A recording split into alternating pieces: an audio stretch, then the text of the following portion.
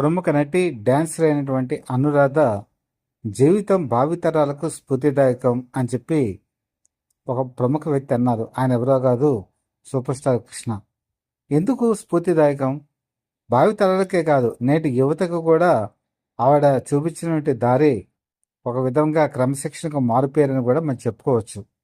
అది ఎలాగో కూడా మనం పరిశీలిస్తే ఈరోజు యువత ఆవిడ జీవితాన్ని నుంచి నేర్చుకోవాల్సిన ఎంతో ఉంది అని కూడా మనకు అనిపిస్తుంది. అనురాధ తల్లిదండ్రులు వాళ్ళు సినీ రంగం నుంచి వచ్చిన వాళ్ళే. తండ్రి కృష్ణకుమార్, ఆయన కొరియోగ్రాఫరు.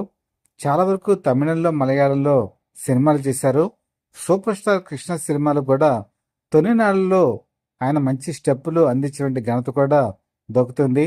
చలాకీ రాణి, కిలాడి రాజా, పట్టుకుంటే రక్ష, రివాల్వర్ రాణి ఇలాంటి సినిమాలు కనుక చూస్తే విజయలలితకి, కృష్ణకి కూడా ఆయన డ్యాన్స్ కంపోజింగ్ సహాయ కొరియోగ్రాఫర్గా చేసినటువంటి ట్రాక్ రికార్డు ఉంది.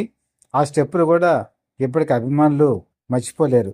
ఆ తర్వాత ఆయన స్వయంగా ఎదిగి ఎక్కువగా మీరు లవింగ్ సింగపూర్ సినిమా చూస్తే ఈవెన్ చిరంజీవి కూడా చాలా మంచి స్టెప్పులు అందించినటువంటి రికార్డు ఆయనకి సొంతం. తర్వాత కాలంలో ఆయన చాలా పెద్ద స్థాయికి వెళ్ళారు. మంచి ట్రాక్ రికార్డు సంపాదించి ఎంతోమందికి మార్గదర్శకంగా నిలిచారు. ఈ రోజు ఉన్నటువంటి కొరియోగ్రాఫర్లు చాలామంది ఆయనకు ఉన్నటువంటి శిష్యులే. అయితే వాళ్ళ మదరు అంటే అనురాధ తల్లిగారైనటువంటి సరోజ, ఆవిడ కూడా సినీ రంగం నుంచి వచ్చారు. హెయిర్ డ్రెస్సర్, కేశాలంకరణ, ఇది ఒక ప్రత్యేకమైనటువంటి డిపార్ట్మెంటు. ఆవిడ జయప్రదకి పనిచేశారు, అలాగే కేఆర్ విజయ్కి పనిచేశారు. అంతకుముందు కనుకంటే బి సరోజాదేవికి పనిచేశారు. తర్వాత కాలంలో మలయాళంలో ఉన్నప్పుడు ఊర్వశి శారదకు కూడా ఆవిడ పనిచేశారు. తర్వాత ఆవిడ తెలుగులోకి వచ్చి చంద్రశాసనుడు, తర్వాత క్యారెక్టర్ ఆర్టిస్ట్గా ప్రతిధ్వని, ముద్దాయి ఇలాంటి సినిమాలన్నీ చేసినప్పుడు కూడా ఆవిడ దగ్గర పూర్తి స్థాయిలో పనిచేయటం జరిగింది. ఈ విధంగా ఈవిడ కూడా చాలా పాపులారిటీని సంపాదించుకున్నారు. అలాగే సినిమా ఇండస్ట్రీలో డబ్బును కూడా మంచి స్థాయిలో సంపాదించుకున్నారు. అలాగే పెద్ద పెద్ద బిల్డింగ్స్ కూడా ఆవిడ కట్టడం జరిగింది. అందులోనే చాలా గొప్ప నటి అందరూ కూడా అద్దెకి తీసి ఉండేవారు. మీరు కనుక తీసుకుంటే మన సినిమా నటులు శ్రీకాంత్ కానీ అలాగే మిగతా వాళ్ళందరూ కూడా ఒకానొక టైంలో ఆవిడ ఇంట్లో రెంటలకు ఉండి సినిమా వేషాల గురించి ప్రయత్నాలు చేసినటువంటి వాళ్ళే. అలాంటి వ్యక్తులు వాళ్ళు ఎంతో ఎదిగారు, ఒదిగారు, కష్టపడి పైకొచ్చారు. అలాంటి స్థితిలో అనురాధ చిన్నప్పటి నుంచి కూడా ఆవిడ జీవితం ఈ స్టూడియోలు అంటే కొత్త కాదు. స్టూడియోల చుట్టూ ఆడుకోవటం, బాల్యం అంతా కూడా అక్కడే గడిచేది. ముఖ్యంగా super star Krishna Indradhanussu cinema shooting జరుగుతున్నప్పుడు ఊర్వశి శారద పక్కన హీరోయిన్, ఆవిడకి హెయిర్ డ్రెస్సర్గా సరోజే ఉండేవారు. ఏవిఎం స్టూడియోస్లో షూటింగ్ జరుగుతున్నప్పుడు అనురాధ చిన్నపిల్లగా ఉండి మెట్లెక్కి పైకి కిందకి పరిగెడుతూ ఉంటే కృష్ణ కూడా హితవు చెప్తూ ఉండేవాళ్ళు. మీ అమ్మాయి జాగ్రత్త, అటు ఇటు పరిగెడుతోంది, మెట్ల మించి కింద జారి పడిపోగలదు, అలాగే ఎక్కడైనా బయటికి వెళ్ళినా కూడా తప్పిపోయేటువంటి అవకాశాలు ఉన్నాయి అని పలుమార్లు కూడా హెచ్చరికలు, జాగ్రత్తలు కూడా చెప్తుండేవాడు. అంత చిన్నప్పటి నుంచి కూడా సూపర్ స్టార్ కృష్ణకి ఈ పిల్లలు వరలక్ష్మి అన్న, అలాగే అనురాధ అన్న, చిన్నప్పుడు బాలనటిగా ఉన్న శ్రీదేవి అన్న, వీళ్ళందరన్నా కూడా ఒక ప్రత్యేకమైన అభిమానం ఉండేది. అలాగే రోజారమణ కూడా బాలనటిగా ఉన్నప్పుడు అని చాలా ప్రేమగా చూసుకునేటువంటి వాళ్ళు. ఆ తర్వాత పెద్ద స్థాయికి వాళ్ళందరూ హీరోయిన్లు అయ్యారనుకోండి, అది వేరే విషయం. ఆ విధంగా చిన్నప్పటి నుంచి చూసినటువంటి ఆయన వాళ్ళ ఎదుగుదల కూడా చూశారు. కృష్ణ గారడి ఈ సినిమా కనుక చూస్తే కృష్ణ గారడి 1985లో రిలీజ్ అయింది. 85లో రిలీజ్ అయినటువంటి ఈ సినిమాలో కూడా మీకు అనురాధ ఒక క్యారెక్టర్ వేస్తారు. అంటే కృష్ణకు తమ్ముడైనటువంటి బాలాజీ ఇతన్ని వల్ల వేసుకొని డబ్బులు కాజేసేటువంటి ఒక నెగటివ్ రోల్ని ఇందులో ఈవిడ చేయడం జరుగుతుంది. అక్కడ వాళ్ళు నటించినటువంటి ఈ సినిమా ఆ రోజుల్లో ప్రేక్షకుల్ని విశేషంగా ఆకట్టుకుంది. ఆ సినిమాలో జయప్రద హీరోయిన్గా కూడా కనిపిస్తారు. ఇలాగా ఆవిడ నట జీవితం ప్రస్థానం 1987 వరకు కూడా సాగింది. అంతవరకు రేపటి పౌరులు అనేటువంటి సినిమాలోను ఇలాంటి వాటిలో కూడా ఆవిడ క్యారెక్టర్ ఆర్టిస్ట్గా చేశారు. మంచి ప్రతిభ కనిపించారు.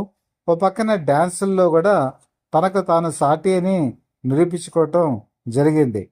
కానీ ఇదే టైంలో యవ్వనం, యంగ్ స్టేజ్లో ప్రేమలో పడటం అనేది ఎవరికైనా ఇదే కదా. సతీష్ కుమార్ ఇతను కూడా కొరియోగ్రాఫర్ని ఈవిడ ప్రేమించడం మొదలుపెట్టారు. ముఖ్యంగా తల్లిదండ్రులు మొట్టమొదట అబ్జెక్ట్ చేసినా కూడా కూతురు ఒకే ఒక వ్యక్తి అభిప్రాయాల్ని వాళ్ళు కాదనలేకపోయారు. ఆవిడ ఏదైతే చిన్నప్పటి నుంచి అడిగారో అవన్నీ ఇస్తూ పెంచారు కాబట్టి చివరికి కొరియోగ్రాఫర్నే ఇచ్చే పెళ్లి చేశారు. అతను కూడా చాలా మంచి స్థాయికి వచ్చాడు. అటు తమిళంలోనూ అలాగే మలయాళంలో కూడా అతను కూడా మంచి సినిమాలు లభించాయి. మంచి స్థాయికి వెళ్ళాడు.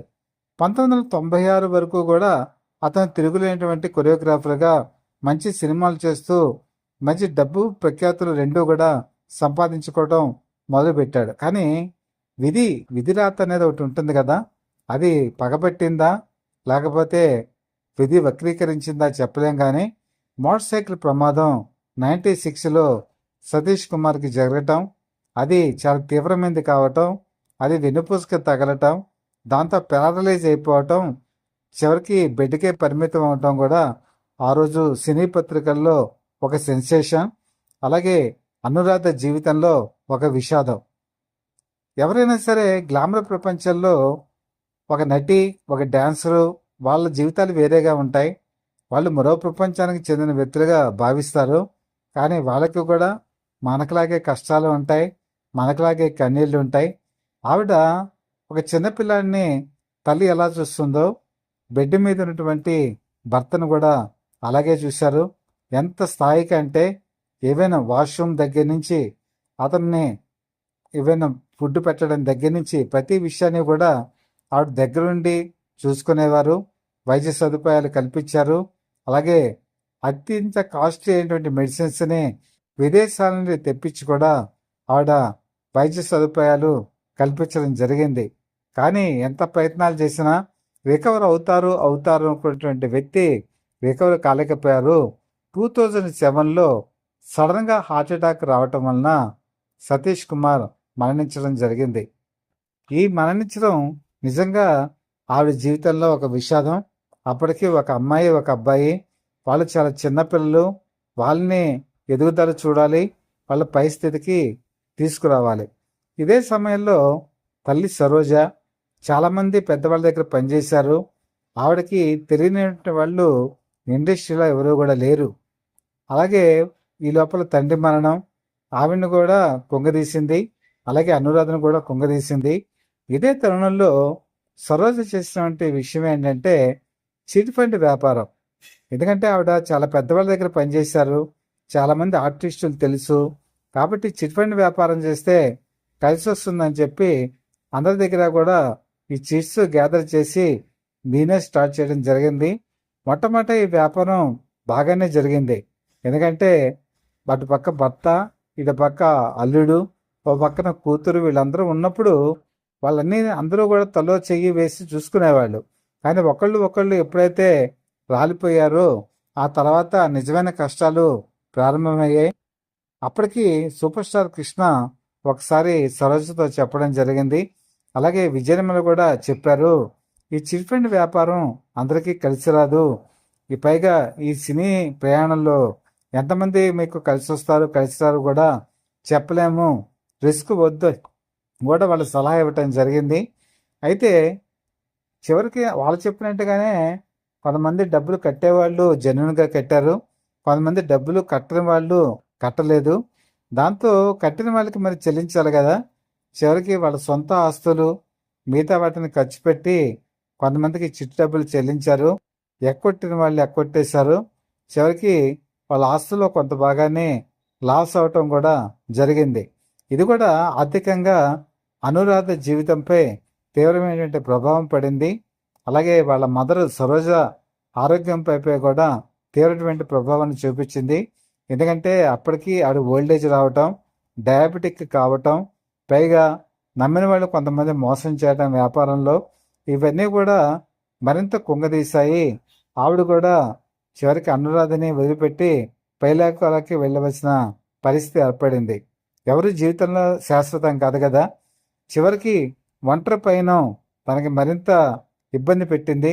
అంతవరకు ఎంతో కొంత తల్లి చేయూత, మాట అయిన సహాయం ఉండేది. ఆమెను కూడా కోల్పోవడం జరిగింది. ఇటువంటి తరుణంలో ఆవిడకి మరొక అద్భుతమైన పాత్ర దాసరి నారాయణరావు ద్వారా వచ్చింది.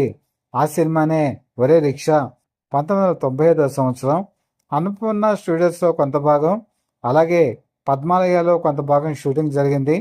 పద్మాలయలో జరుగుతున్నప్పుడు సూపర్ స్టార్ కృష్ణ కూడా కలవటం జరిగింది. అప్పటికి ఈ సతీష్కి యాక్సిడెంట్ జరగల, కానీ ఆమె జీవితం, ఆమె నడుపుతున్న సక్సెస్ రేట్ ఇవన్నీ కూడా చూసి ఆయన ప్రత్యేకంగా మాట్లాడారు. కష్టాలు సుఖాలు అన్నీ తెలుసుకున్నారు. తర్వాత కాలంలో సతీష్ మరణించిన తర్వాత అనేక మార్లు ఆవిడ తన కుమార్తెతో కలిసి హైదరాబాద్ వచ్చారు. టీవీ షోలు, ప్రత్యేకమైన షోల్లో ఆవిడ పార్టిసిపేషన్ చేసేవాళ్ళు. చేసినప్పుడు ఈ జీటీవీ ఇలాంటి వాటిలో ప్రోగ్రామ్స్లో పార్టిసిపేషన్ చేసినప్పుడు పద్మాలయ కూడా వచ్చేవారు.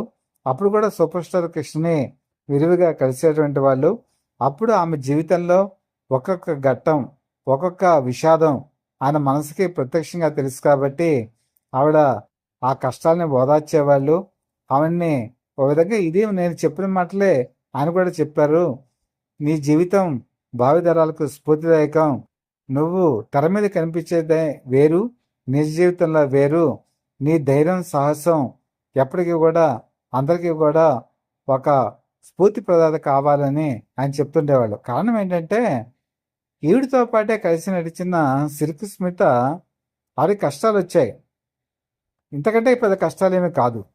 కానీ ఆవిడ కష్టాలకి తట్టుకోలేక ఆ జీవితాన్ని ముగించేశారు. అలాగే ఈవిడే కాదు, ఫటాఫట్ జయలక్ష్మి కానీ, అలాగే ఇంకా మిగతా వాళ్ళు చాలామంది. కానీ వాళ్ళన్నింటినీ ఎదిరించి జీవితాన్ని దేవుడు మనకి ఇచ్చింది దేనికి అంటే కష్టాలను ఎదిరించి ముందుకు వెళ్ళి విజేతగా నిలబడాలి.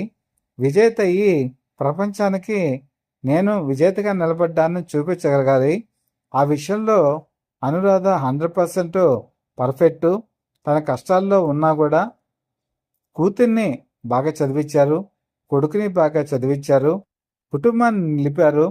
అలాగే భర్తని కూడా మెడికల్ ఎయిడ్ ఇప్పించారు. అలాగే తల్లి అప్పుల్ని తీర్చారు. అలాగే ఇంటిని ఒక స్థాయికి తీసుకొచ్చారు. ఈరోజు వాళ్ళ కుటుంబం ఒక జీవితంలోనే కాదు, సొసైటీలోనే గర్వంగా నిలబడటానికి అనురాధ ఎంతగానో కృషి చేశారు. అది ప్రతి మనిషికి కూడా కావాల్సింది. ఒక నటీమణి అయినా, ఒక నటి అయినా, లేకపోతే ఒక నటుడైనా, లేకపోతే మామూలుగా జీవితంలో ఒక వ్యక్తి అయినా, జీవితంలో ఎప్పుడైనా సరే ప్రతి మనిషికి అనేక వస్తాయి, ఒడిదుడుకులు వస్తూ ఉంటాయి. ఆ ఒడిదుడుకులకి కంగారు పడిపోకుండా మనం దానికి ఎదురీది దాన్ని ఒక విజేతగా నిలబడగలిగిన నాడే సొసైటీలో మనకు ఒక గుర్తింపు వస్తుంది అని ఆవిడ జీవితమే ఒక స్ఫూర్తి. అది సూపర్ స్టార్ కృష్ణ 10 మంది ముందు అభినందించారు. అది ఆయన నిండు మనసుకి ఒక ఉదాహరణ. ఆయనే కాదు, ఈరోజు మనం కూడా ఆవిడ జీవితాన్ని స్ఫూర్తిదాయకంగా తీసుకోవాలి. అలాంటి వ్యక్తి ధైర్య సాహసాలని మనం ముందుకు తీసుకొని నడవాలి. ఎందుకంటే ఆవిడ ఒక నటీమణే కాదు, ఆవిడ చాలా కరేజియస్ ఉమెను. ఆవిడ మోటార్ సైకిల్, బుల్లెట్ డ్రైవ్ చేయగలరు, జీపు డ్రైవ్ చేయగలరు, అలాగే పెద్ద పెద్ద లారీలు లాంటివి కూడా డ్రైవ్ చేయగలరు. అలాగే ఈవెన్ స్టంట్ సీన్స్లో కూడా ఆవిడ మార్షల్ ఆర్ట్స్ తెలుసుకొని స్టంట్ చేసినటువంటి సందర్భాలు కూడా ఉన్నాయి. కానీ ఇప్పుడు వయోభారం, కొంతవరకు అనారోగ్యం, ఆవిడ కూడా బైపాస్ సర్జరీ జరగటం, వీటన్నిటి వల్ల ఇప్పుడు ప్రశాంతమైనటువంటి జీవితం గడుపుతున్నారు. చిన్నప్పుడు స్టూడియోస్లో వారి చిన్న వయసులో మెట్లెక్కుతూ దిగుతూ ఆడుకున్నటువంటి సూపర్ స్టార్ కృష్ణ ముందు కనిపించిన ఆవిడ ఈరోజు బాధ్యతాయుతంగా సొసైటీలో ఎదిగినటువంటి ఆవిడ. ఎంత తేడా ఉంది! చిన్నప్పుడు బాల్యానికి పైకి ఎదిగినటువంటి ఉన్నతమైన వ్యక్తిత్వానికి ఎంతో గొప్ప అంతరం ఉంది. ఇది మనం తెలుసుకున్నాడే మనం కూడా ఒక మంచి స్థాయికి వెళ్తాం కదా అని మనకు అనిపిస్తుంది. మరి మీకేమనిపించింది? ఇది కామెంట్స్ రూపంలో నాకు తెలియచేయండి. ఇది మీకు నచ్చిందా కంటెంట్? నచ్చితే మాత్రం మా ఛానల్ని సబ్స్క్రైబ్ చేసుకొని మీ సపోర్ట్ ఎల్లవేళలా మాకు అందజేయవలసిందిగా మనస్ఫూర్తిగా కోరుకుంటూ, మీ మిత్రుడు శ్రేయోభిలాషి, Satya for the people live TV chief editor, DVSS Krishnaprasad.